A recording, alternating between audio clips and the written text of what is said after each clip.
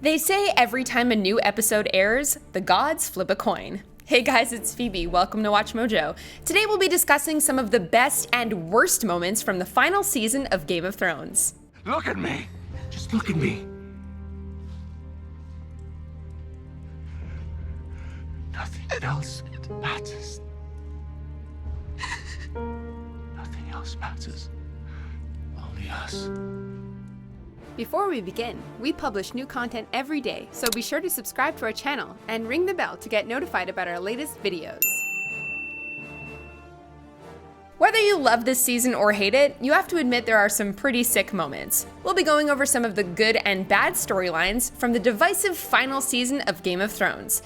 And naturally, there will be spoilers. Let's get to it.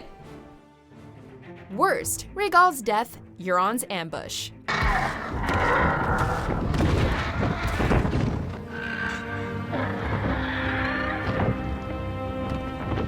Death hasn't been an exclusive to the human characters on Game of Thrones. One of the most jarring deaths occurs when Daenerys' force returns south after defeating the White Walkers at Winterfell. While traveling by ocean to Dragonstone, Daenerys' dragon Rhaegal is abruptly pierced with a large bolt, and then several more in quick succession.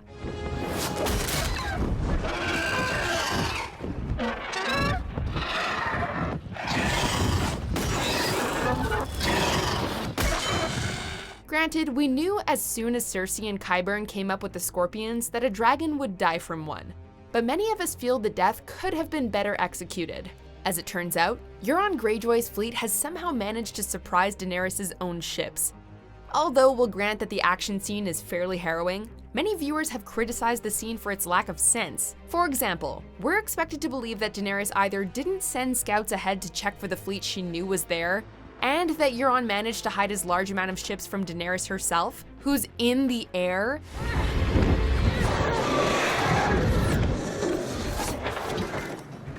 The show's writers claimed that Daenerys simply forgot about Euron's fleet, even though it was literally brought up earlier in that same episode. And the Golden Company has arrived in King's Landing, courtesy of the Greyjoy fleet. The balance has grown distressingly even. Best, Brienne is knighted. Don't get us wrong, we loved seeing Brienne hook up with Jaime at last, even if it ended in heartbreak. We'd go into that on a worst entry, but let's admit there's far worse. You're better than she is. You're a good man and you can't save her. You don't need to die with her. Stay here. Stay with me. However, before either of those moments, we got what is easily the high point of their relationship together. While waiting for the army of the dead to arrive, Brienne and Jaime, along with several other characters, wait around a fire and pass the time. At least we'll die with honor. When Tormund questions why Brienne isn't a knight if she's a warrior, Brienne explains somewhat bitterly that women can't be knights because of tradition. Although Tormund claims he'd knight her if he were a king, real smooth man, Jaime explains that knights can make other knights, offering to do the same for Brienne. I'll prove it. Kneel, Lady Brienne. Despite longing to be a knight and upholding their ideals better than most knights in Westeros, Brienne initially scoffs, still unwilling to believe her dream can come true. But she relents and becomes Sir Brienne, a knight of the Seven Kingdoms. Arise, Brienne of Tarth, a knight of the Seven Kingdoms.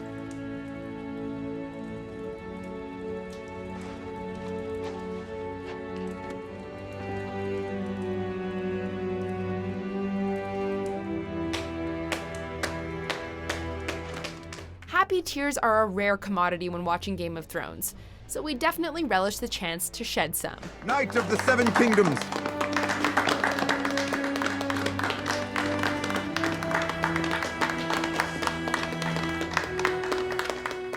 Worst, Missandeis' death. Missandei! Missandei! Although a lovely character, Daenerys' translator and advisor Missandei is a relatively minor player in Game of Thrones. Yet her death has caused quite an outcry, and for good reason. The Noth native is taken captive by Euron Greyjoy after the Targaryen forces are attacked at sea and taken to Cersei. If you have any last words, now is the time. With battle at hand, a cursory attempt to negotiate ends with Cersei having the Mountain execute Missandei in front of both Daenerys and Grey Worm, who both take her death. Well, hard would be the understatement of the eon.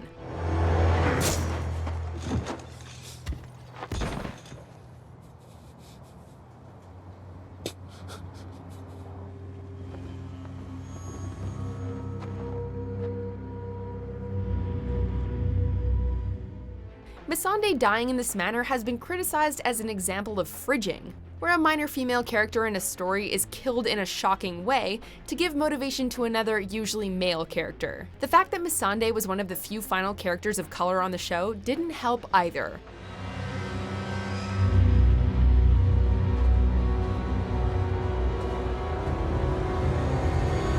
Best: Lyanna Mormont versus Giant White. Listen to me. You're the future of our I house. don't need you to remind me of that. You'll be safer in the crypt. These things were fighting. I will not hide underground. If there's one opinion that seems to unite contentious Game of Thrones fans, it's this: Lyanna Mormont is a little badass. The not even teenage lady of Bear Island is whip smart and willing to fight to defend the living, which she does during the Battle of Winterfell. Sadly, her opponent happens to be an undead giant that bursts through the gates, sending her flying.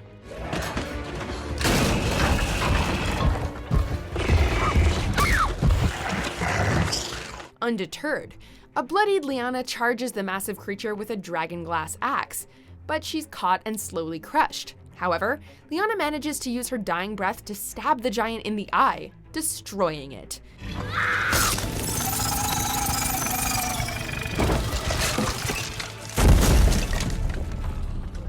Awesome to the bitter end. Don't get us wrong, we'd rather she were still alive and sassing everyone within earshot. But if she had to go, we're glad that she got one of the most badass deaths this season.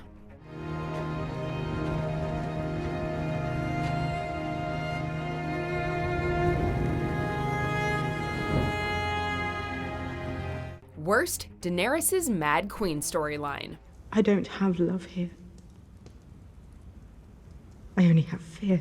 Daenerys' story arc began and ended tragically. Some fans felt that, despite all of the foreshadowing that supported Dany's Mad Queen story arc, this plot twist felt anticlimactic.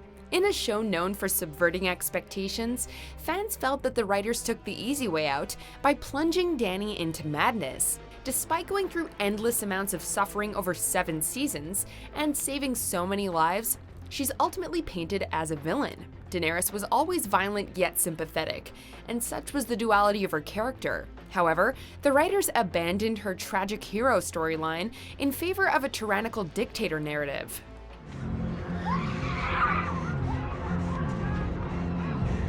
Emilia Clarke even stated in an interview that this plot twist came out of nowhere. Ultimately, it felt like checking boxes instead of working towards meaningful character development. I freed my brother. And you slaughtered a city. Best: the Night King is defeated. Brown eyes, green eyes, and blue eyes. One of the biggest highlights of Game of Thrones' final season was Episode 3, that finally saw winter arrive at Winterfell in the form of the Army of the Dead, led by the sinister Night King. The desperate and disparate defenders do their utmost, but end up being overrun. We're fighting death! I can't beat death.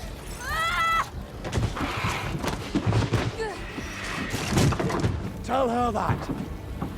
One of the most ardent fighters is Arya Stark, whose long journey to become a warrior has spanned several continents and faces. But even she struggles against the undead. The Night King himself proves a formidable foe during the battle, surviving even dragonfire.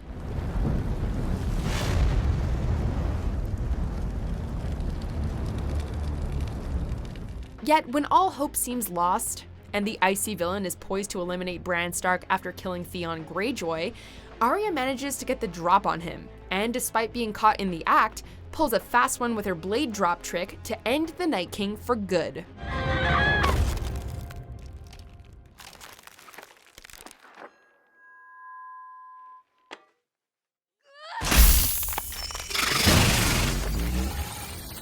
culmination of years of build-up for both Arya's character and the White Walker storyline may not have been what we all wanted, but it was a great way to close this epic battle.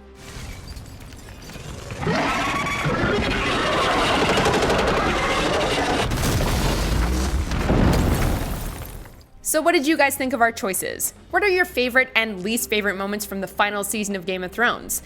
Let us know in the comments below, and check out this video.